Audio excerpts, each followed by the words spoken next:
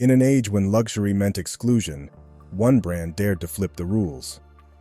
The year was 2020, and while the world was on pause, something strange was happening online. Every few weeks, screens froze, websites crashed, and shopping carts vanished before buyers could click purchase. But this wasn't Louis Vuitton. It wasn't Gucci. It was Telfar, a black-owned brand from Queens that turned a $150 vegan leather tote into a global movement. They called it the Bushwick Birkin. And for millions, it wasn't just a bag. It was a badge of belonging. Before the headlines, before Beyoncé carried one, before resale prices tripled overnight, there was just one man, Telfar Clemens. Born in 1985 to Liberian parents in Queens, Telfar grew up between two worlds, the discipline of immigrant family life and the creative chaos of New York. He mixed what he saw in church with what he saw in the clubs: sharp suits, thrifted pieces, high-fashion dreams. By 16, he was cutting and sewing his own clothes. By 2005, he launched a label in his own name, with no investors, no runway slot, and no map. At first, he wasn't selling handbags at all. Telfar's early collections were unisex streetwear, cropped hoodies, thrifted denim, and mesh tops that blurred gender lines. He sold them at pop-ups, small downtown boutiques like Opening Ceremony, and even out of his apartment to friends in New York's art and club scene. The audience was small but loyal, creative outsiders who saw fashion as rebellion. But in an industry built on exclusivity, there was no place for a designer preaching accessibility. His vision was radical. Not for you, for everyone. In an industry built on status, Telfar imagined inclusion, a world where gender didn't matter, race didn't limit, and price didn't exclude. The fashion elite didn't get it. They didn't know where to place him. Too queer for menswear, too affordable for luxury, too black for a front-row invite. But while the world ignored him, he kept creating, in dorm rooms, art collectives, and underground clubs. For more than a decade, Telfar was the future nobody saw coming. They say it takes 10 years to become an overnight success. For Telfar, it took 12. By 2016, his brand was barely breaking six figures, around $100,000 a year. He was designing, DJing, hustling just to keep the lights on. Then came 2017. That year, the Vogue Fashion Fund awarded Telfar $400,000 in capital and mentorship, the same prize that had launched Alexander Wang and Proenza Schuler. That check didn't just rescue his label, it supercharged it. With it, he scaled production, improved fulfillment, and refined the brand's identity. And with it, he launched one simple product that changed everything: the Telfar shopping bag. Vegan leather, square silhouette, double handles, minimal logo, retail price, $150. It was called the shopping bag, but the streets renamed it the Bushwick Birkin. At first, only New York's creative scene noticed: DJs, stylists, activists. Then Beyoncé wore one.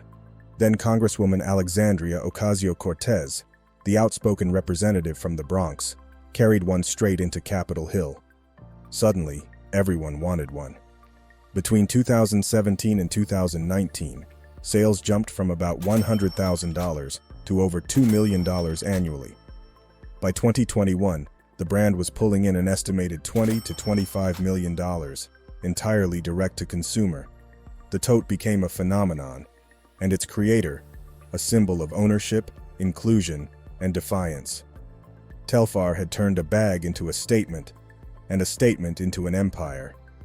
Telfar's business wasn't built on hype, it was built on numbers. Each bag cost roughly $30 to $50 to make, retailed between $150 and $257, and because he sold directly to consumers, he kept 70 to 80% of each sale. No middlemen, no markup, just creator to community. But that control came with pressure. Demand was explosive. Every drop vanished in seconds, the kind of sellout most brands dream about. People set alarms, screens froze, and even automated bots scrambled to keep up. For Telfar, it was proof he'd built something bigger than fashion. He'd built desire. Still, he knew that kind of heat can burn out a movement just as fast as it fuels it. So in 2020, he made a move no luxury label had ever tried: the bag security program. For 24 hours, anyone could pre-order any bag, any color, guaranteed delivery months later.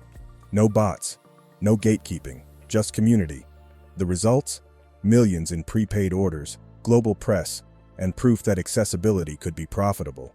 By 2024, Telfar.net was estimated to generate around $35 million a year in sales with about 90 employees, and still no venture capital investors. His collaborations proved the philosophy. UGG and Telfar turned comfort into couture. White Castle and Telfar dressed burger chain employees in designer uniforms. A planned Gap collaboration was canceled by COVID, but the message was clear. You don't need legacy to build legacy. If you're feeling this story, hit that like button and subscribe to Black Business Files, where culture meets capital and every brand has a blueprint. Every movement meets resistance, and Telfar was no exception. In 2021, Guess released a tote that looked eerily familiar. Same shape, same handles, same embossed logo. Social media erupted. That's a Telfar knockoff. Within 48 hours, Guess pulled the bag from shelves. No lawsuit needed. Culture itself was the courtroom. You can steal the shape, one fan tweeted, but not the story. A symbolic victory. A Black brand defending its creativity with community power, not corporate lawyers. That same frenzy that made Telfar a success soon became its biggest test. Drops sold out in seconds, but now the story felt different. Bots and resellers hijacked entire inventories, flipping $150 bags for $400 and up. Fans flooded social media in frustration. The very community that built the movement couldn't even buy into it. Telfar's answer was the same program he'd created in 2020, but now it carried new weight. It was no longer just a sales system, it was a stand. The bag security program became a line in the sand between hype and honesty, proof that he was still fighting for everyone. Then came the plastic bag criticism. Writers noted the vegan leather mix, half polyurethane, half polyester, and questioned its luxury status. Telfar's answer was simple. Luxury isn't the material, it's the meaning. He wasn't selling leather, he was selling liberation. In 2023, Telfar introduced a new circle bag priced at $567. Some fans cried betrayal, others called it long overdue. Telfar responded live on Telfar TV with a pricing experiment that let customers decide the final price. As more people bought, the price dropped. Capitalism flipped on its head. In 2025, independent designer Rovel Gaither claimed a new Telfar dumpling bag resembled his own designs. He didn't accuse theft, just influence without credit. It sparked debate about ownership and influence inside Black fashion itself. By now, Telfar was no longer just a designer. He was a symbol of Black excellence, queer freedom, and immigrant ambition. Every collection carried expectation.